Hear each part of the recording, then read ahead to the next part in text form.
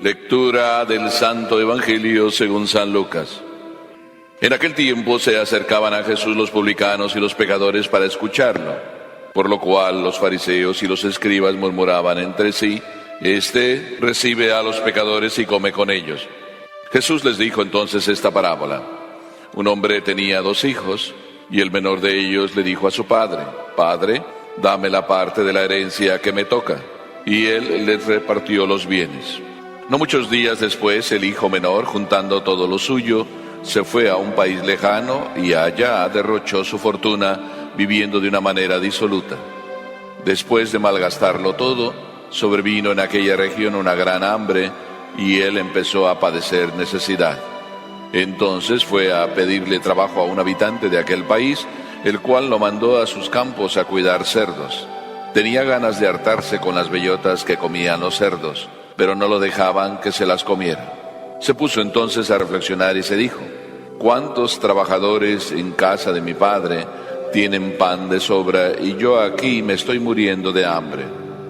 Me levantaré, volveré a mi padre y le diré: Padre, he pecado contra el cielo y contra ti, ya no merezco llamarme hijo tuyo. Recíbeme como a uno de tus trabajadores. Enseguida se puso en camino hacia la casa de su padre. Estaba todavía lejos cuando su padre lo vio y se enterneció profundamente. Corrió hacia él y echándole los brazos al cuello, lo cubrió de besos. El muchacho le dijo: Padre, he pecado contra el cielo y contra ti, ya no merezco llamarme hijo tuyo. Pero el padre les dijo a sus criados: Pronto, traigan la túnica más rica y vístansela, póngale un anillo en el dedo y sandalias en los pies. Traigan el becerro gordo y mátenlo. Comamos y hagamos una fiesta, porque este hijo mío estaba muerto y ha vuelto a la vida, estaba perdido y lo hemos encontrado. Y empezó el banquete. El hijo mayor estaba en el campo y al volver, cuando se acercó a la casa, oyó la música y los cantos. Entonces llamó a uno de los criados y le preguntó qué pasaba. Este le contestó: Tu hermano ha regresado y tu padre mandó matar el becerro gordo por haberlo recobrado sano y salvo. El hermano mayor se enojó y no quería entrar. Salió entonces el padre y le rogó que entrara, pero él replicó: Hace tanto tiempo que te sirvo sin desobedecer jamás una orden tuya, y tú no me has dado nunca ni un cabrito para comérmelo con mis amigos. Pero eso sí, viene ese hijo tuyo que despilfarró tus bienes con malas mujeres, y tú mandas matar el becerro gordo. El padre repuso: Hijo, tú siempre estás conmigo, y todo lo mío es tuyo. Pero era necesario hacer fiesta y regocijarnos porque este hermano tuyo estaba muerto y ha vuelto a la vida, estaba perdido y lo hemos encontrado. Palabra del Señor. ¿Alguna vez hemos leído este pasaje? Sin duda alguna. Es uno de los pasajes más leídos a lo largo de la historia por cada uno de nosotros. Hasta nos lo sabemos de memoria. Sí, el pasaje del hijo pródigo. A mí nunca me ha gustado llamarle el pasaje del hijo pródigo. No es que yo quiera ir en contra del Evangelio. El original no tiene ningún título. Los títulos se los hemos ido poniendo nosotros. A mí me ha gustado ponerle el Padre de la Misericordia, pero hoy se me ocurrió inventarle otro título. Y podemos llamarlo el aprovechado, el ciego y el bueno. Y de pilón, el envidioso. Y cada uno de estos personajes de alguna manera refleja lo que estoy diciendo. El aprovechado. Pensemos en el aprovechado. En Israel no tenía más derecho a la herencia que el hijo mayor. En nuestra cultura, nuestro comportamiento es muy diferente. Sin embargo, en la cultura del pueblo de Israel, solo el hijo mayor. Y resulta que el hijo menor le pasa por la mente la idea: pues voy a pedirle la parte de herencia que me toca. Y se aprovechó. ¿De qué se aprovechó? De que el padre era bueno, de que el padre miraba por los 2 hijos. Además, el hijo menor parece ser que era simpático, por tanto, de alguna forma tenía ganado el corazón del padre. Y el padre, que era bueno, consintió en que el hijo, aprovechándose, recibiera algo. Así de que les repartió la herencia y el hijo se fue, el aprovechado. En nuestra vida puede ser que alguna vez suceda así, que nosotros, como Dios es tan bueno, andamos aprovechándonos en la vida y vamos aprovechándonos de los regalos, de la herencia que el Padre nos dejó. Nos aprovechamos de la inteligencia que nos dio, de la voluntad que nos dio, de las cualidades que nos dio, y las vamos usando para todo lo contrario de lo que el Padre nos las dio. Esto ocurre frecuentemente, y ocurre en todos, en ustedes y en mí.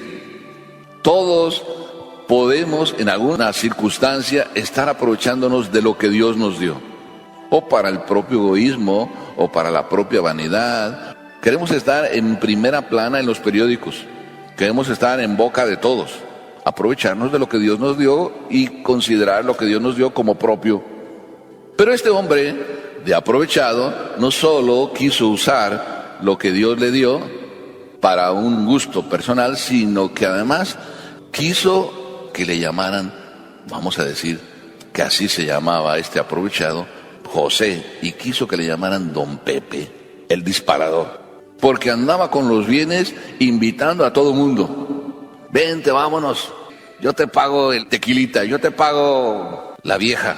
Y se metió en todos los vicios. Dice aquí el Evangelio que malgastó todo lo que el Padre le dio en una vida disoluta.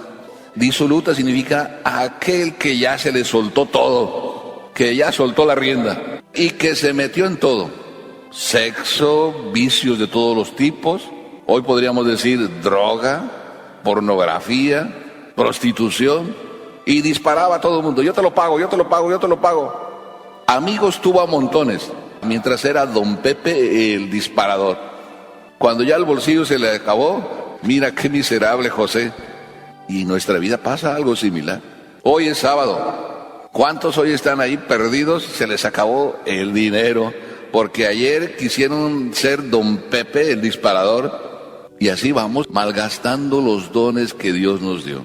Pero llegó el momento en que todo lo perdió, y vino no solo una grande hambre en aquel país, sino también él se estaba muriendo de hambre, las dos cosas. No había para comer y él también estaba muriéndose de hambre. Como nosotros, cuando ya eso nos metimos en el más perdido vicio, entonces nos encontramos con la verdadera realidad. Empezamos a vernos en el propio espejo.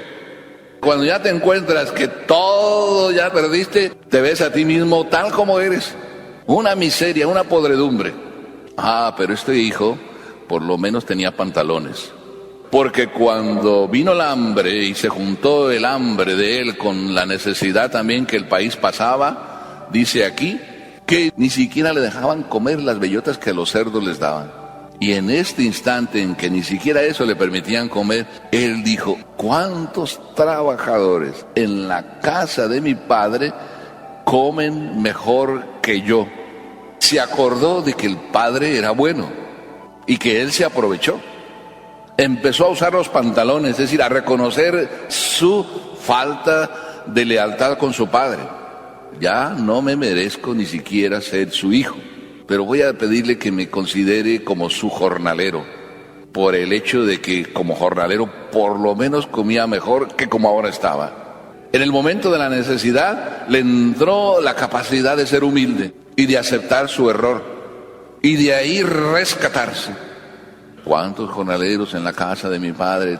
Y me levantaré, iré a mi padre y le diré que pequé contra el cielo y que ya no soy digno de llamarme hijo suyo. Y empezó a hacerse su discurso. Todo para que no le quedara nada fuera de la petición del perdón. Y aprenderse de memoria su discurso. Y cuando iba en el camino, seguramente iba repitiéndolo, pues tendré, sí, todo esto. Pero dice San Lucas que cuando el padre vio venirlo, el padre que era siempre bueno, se lanzó, corrió. Y dice además otra palabrita, lo vio y se enterneció, se le echó al cuello y lo empezó a besar. Y aquel empezó con su rollo: Padre, pues he pecado contra el cielo y contra ti. Y el padre no le dejó hablar. Cuando tú estás arrepentido, el padre ya conoce tu corazón. El hecho de que vengas para el padre es suficiente demostración: tú estás arrepentido. Pues este es el padre bueno. El padre bueno que estaba esperando al hijo aprovechado. Este es el primer personaje, apenas voy en el primero. Pero viene el segundo, el ciego. Y el ciego, ¿por qué? Estaba en casa el hombre. Y dice aquí el Evangelio: yo nunca he desobedecido ni una orden tuya, y yo siempre te sirvo, servidor y obediente, pero ciego. O sea, si el hombre era tan servidor y tan obediente, nunca se dio cuenta como el hijo menor que el padre era tan bueno que podía haberle pedido un cabrito para comer con sus amigos y nunca lo pidió. Vivía en casa, bien comodón, pero nunca aprendió a amar. Estando en la casa, no se daba cuenta qué talla de padre tenía. Tan padre era este padre que no quería el hijo por su orgullo, que le hacía ciego su orgullo. No quería entrar. Y el padre, que podría haber dicho lo mismo, que le podría haber dicho al menor, allá que se quede, peor para él, se pierde la fiesta. No, el padre salió a rogarle que entrara y hacerle entrar en razón, a que se le quitara la ceguera. A veces podemos ser también nosotros ciegos, estar en la casa del padre y no mirar lo bueno que es el padre. ¿Cuántas veces decimos, tú no me quieres? Dios nos quiere siempre. Nosotros lo queremos siempre. Somos ciegos. Entonces, después de que viene el aprovechado y el ciego, el Padre bueno es el que más resalta.